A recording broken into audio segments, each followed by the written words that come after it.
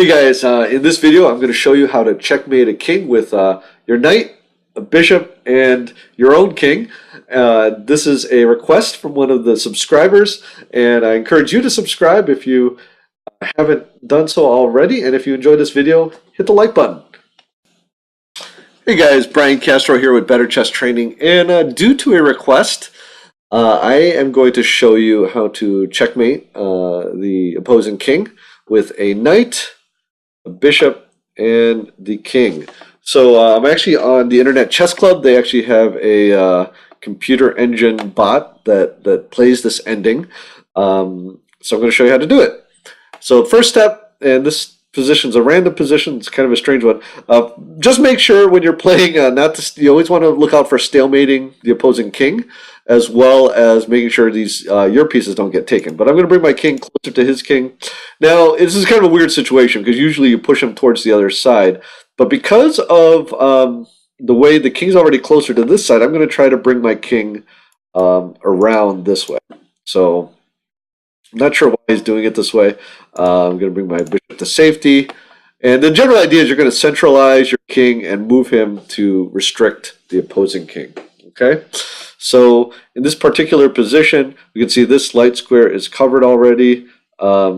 These dark squares are covered. So what I want to do, I'm just going to take a move here with the bishop to push him this way. And then I'm going to take the opposition.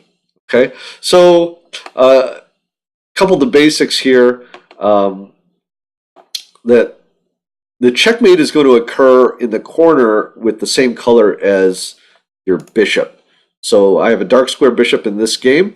So it's going to be in one of either A1, the A1 corner, or the H8 corner. Okay? So here again, just trying to restrict the king, moving the bishop back here to cover these squares. And it's actually okay if he moves here. If he were to go this way, I would just drive him to the A file. Okay, again, I'm going to just take the opposition. And here he's kind of trapped on the back rank, so I'm going to bring my knight in. And the key here is that, and I guess I should tell you where I learned this. Learned it first from a book by Bruce Pandolfini, an old book called Basic Endgame Course, a great book for beginning players, I think. And then I learned it again. Actually, I've learned it from three sources, but from Nigel Davies' Tiger Chess Course. He teaches how to do this, and I like the way he does it. I'm going to do kind of an abbreviated version. I don't want to copy their teaching, although I think it is a great way to teach it. I just want to show you a few examples and let you reference those sources if you want further instruction on it. Okay, let me keep going here. So I'm going to bring the knight in, and the key is that if the king tries to go to this corner, we're going to drive him out with our knight here on this square. So I need to find a path here that will get us to that square. Okay? And you can see here he is following the pattern here. And again, we want to make sure we're not going to stalemate him. Okay? And you can see that I'm moving fairly easily here because that's the whole point behind learning this method, is that it is not something you need to calculate out. You got to learn the technique, and I'm going to show it to you here with a few examples. But again, if you're not sure about it, I would reference those sources, which I'll put in the description. Okay, so in this case, we're in the first phase here. We're going to drive the king all the way up to the 8th rank here. Okay, and here's how we're going to do it. We're going to use our knight to check him. Okay, remember, he can't go this way because his bishop's covering. Okay, and here we're going to take a tempo with the bishop, moving him further this way. Now, just kind of watch how this works here. And again, we'll break this down right after this. I'm going to prevent him from coming back this way. Okay, so here it's very important to do this the right way. And here we're going to prevent him from getting over to the G file with this knight. Okay. Some people move it with the king, but that kind of wastes time. And we're going to continue on. We're going to move the king here. And you can see here the king's about to escape. He wants to try to get out to one of these squares here, but we're going to use our knight, cut him off. So again, he wants to escape on one of these dark squares, or at least here on f8. And now we're going to use our bishop. So this one, you almost have to really, this concept you really just have to know and practice a bit. And I practiced a bit with the computer and with friends to learn this. Okay, here in this case, we want to again take a moment and push him back. So we're going to play this move here with the knight. Notice that this knight covered the e6 square. Okay, and then now that he is here, I just got to think a moment. I am going to cut him off from coming back to this square by moving the bishop here again. And I'm actually on a clock, so I'm going to move a little bit faster. And here now, we're going to move this knight here in order to prevent the king from going this way. And then we're going to move the knight here. So this is the ideal position for these pieces. And now we can start to drive the king back this way. So I'm going to take the opposition, and then I'm going to move here to prevent him from coming back. And in this case, okay, this is a key position. Notice he moved onto the h7 square. So we're going to move our bishop here to prevent him from going back this way. And then we're going to move our king in. He moves back this way. I'm going to move my bishop over here. Now notice he can go here too, and then I'm going to move my king here. Now you have to make sure you don't stalemate him. And then the final position is basically a two-move checkmate. Okay, so I'm going to move my knight over here. And then here, notice where he is. I'm going to check him here. And then I can checkmate him on either knight to h6 or knight to f6. And that is checkmate. Okay, so I'm going to go back to the critical positions and kind of break it down. And then we will hopefully maybe do one more example just to show you that by understanding the principles, you can learn to do this fairly quickly. Okay, we're going to break it down step by step. And here we're going to drive the king from the corner with knight to g3 check. King is forced to h2. And then again, we're just playing a waiting move here because he cannot go back to h1. He's going to be forced to go to h3.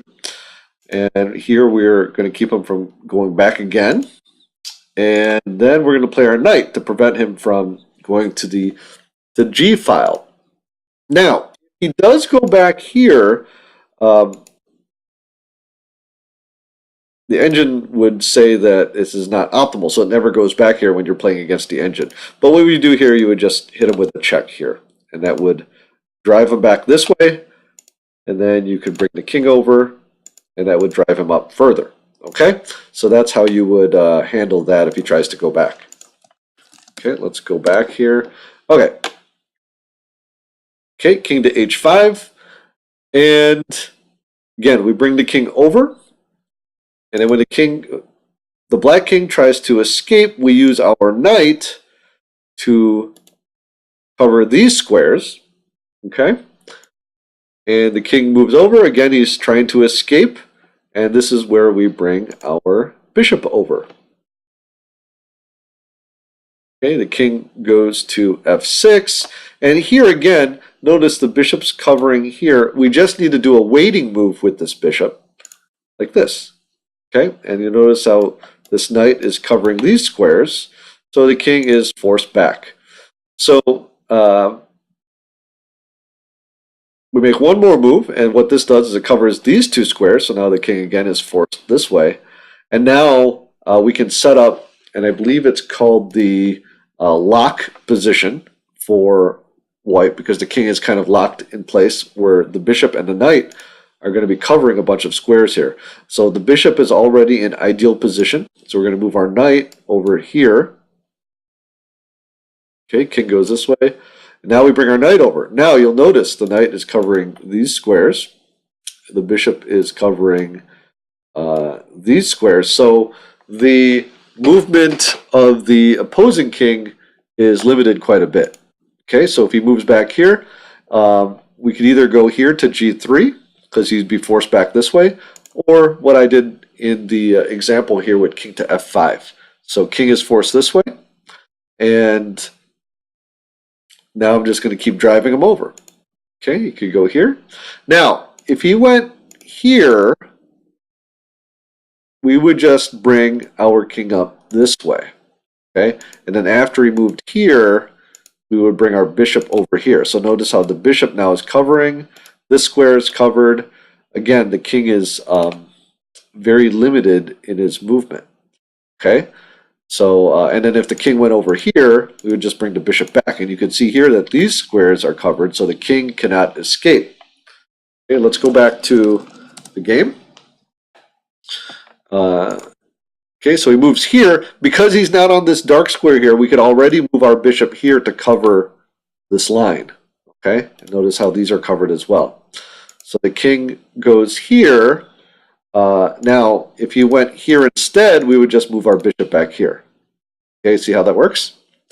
And just to show you what would happen there. And then if he went to attack it, we bring our king to protect it. Okay, again, all these squares are covered. And so if the king went back here, and then so this is the ideal position. And now again from here, it's a 2-move checkmate. Okay, but let's go back to the example. King to f8. King goes in the corner. So we're going to go ahead and bring our king in. We don't need to move our bishop yet. Okay, he moves back here. And I move the bishop just to give him a tempo. And then here he moves to h8. But again, if he moves here to g8, we just bring our king into the ideal position. Okay, so the king is normally here, so it would be on g6 here. If it were in this corner, then it would be either here or here. Again, it can be done in any corner, but you just got to get that pattern. Okay, and in this particular case, of course, these squares are covered, so the king is forced to go back here. And now, again, we could get our knight ready for our 2-move checkmate. So in this case, we check with the knight first, and then when he moves back, we checkmate with the bishop. Okay, so doesn't matter which way it happens, it just make sure you use the right order that doesn't stalemate him. Okay, so I hope that makes sense. Play this over so that you can understand it if you need to, and again, practice this with the chess engine or with your friends. We're going to do one more example. I'm just going to run through it just to show you how this works. Okay, here is another random position with the Internet Chess Club bot. And so again, I'm just going to bring my king in first. Pretty straightforward. Okay, he attacks me. I'm just going to centralize this bishop and bring my king here. And again, so it looks like the checkmate is going to be either here or here, depending on what he does. I'm going to force him over here. And now I'm going to bring my knight in. Now remember before, it's very programmatic. The knight's going to end up here with the check. And again, it looks like we're going to, you know what I'm going to do? Just to show you how this works, I'm going to actually checkmate him in the A1 corner, just to show you that we can, doesn't matter what corner he goes into, okay? So let me just make a few moves here, just to bring my knight over. So here, the knight's going to end up here, and then we're going to drive him this way. Okay, and so we see here, notice this bishop's covering this square, and then we're going to go ahead and check him. Okay, get a waiting move with the bishop, and he moves this way. And so now, remember, this is very important, drive the king over. Okay, and here we're going to use the knight to prevent the king from getting over there, and we're going to keep our king moving this way. And then again, we want to prevent the king from getting to this square here. So we're going to do this, and again, we got to use our bishop to prevent him from going here. Okay, so now the king, we want to keep this square covered and this square covered. We cannot make any progress with the king. I'm going to move my bishop, take a move here. Can't move the king yet. And we're going to put the bishop in the ideal position, preventing the king from coming back to c3. Okay, tries to come back this way. So now we can move our knight, which will give the bishop view of the e1 square. And we're going to move our knight to the ideal position of the lock position, which is on d4. So I'm going to go to f3. And then knight to d4. So you set this up first before you move your king. So now I can push him over with my king, and I'll do it this way. I'll bring him over here. Bring him over here. And so notice I can't bring this bishop over like I mentioned, so I'm just going to keep bringing that king in. And now I bring the bishop here to a3. Okay, he is attacking the bishop, so I just bring him here. Notice he can't escape this way because the knight's covering b3. Okay, now he moves bishop here. So now I can move my knight to get ready for for the checkmate. So I can either go here or I can go here. So I'm going to go here. Doesn't matter. Okay, we bring the king to the king's ideal position, and now we're going to end up checkmating with the knight because we're going to go check here and then checkmate. Okay, so hopefully this will help you to try it. If you learn it step by step and you practice, I mean, what I did was I practiced those mates in two. I set up the pieces in the corner, and each phase I practiced it both with people and with chess engines. It is good to practice with both because the chess engine will find usually that line, as we saw here, that very similar line, which is important for you to know because it is the, I guess, the best way for that helps the opposing king last the longest. But playing against humans, because they're not going to follow that line, is important as well because sometimes you'll find shorter checkmates in between. But that is how you checkmate the king with a knight, a bishop, and a king. I'll see you soon. Hey guys, I hope you found that helpful. This is not something that will come up very often in your actual games. Actually, talking to my friend and coach, Grandmaster Nigel Davies, he actually told me it's never shown up in any of his actual tournament games. However, it's actually happened to me twice in tournaments, which I find interesting. I guess maybe that's the difference in the level of play, perhaps. It happened to me many years ago. I was rated around 1400, and I think I just kind of, I was familiar with it because I had studied the Pandolfini book at that point, and I kind of brute forced it at the end. I didn't quite know it as fluently as you saw me do today. And then it happened to me about a year ago. Actually, I had a king, a bishop, and a pawn, and I let him take the pawn so that I could practice the endgame. And I was able to win that fairly easily because I was very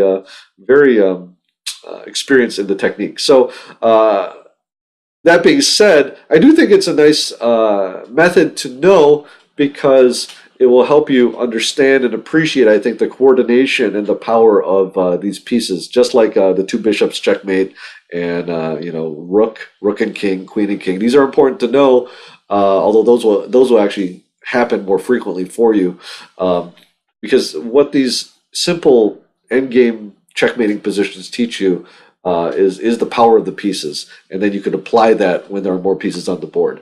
Okay, hope you enjoyed that video. Hit the like button. If you're new to this channel, my goal is to help you make you the hero of your chess story. I want to join your journey, and if you'll allow me, hit that subscribe button and check out future videos. Have a great day, and good luck with your chess.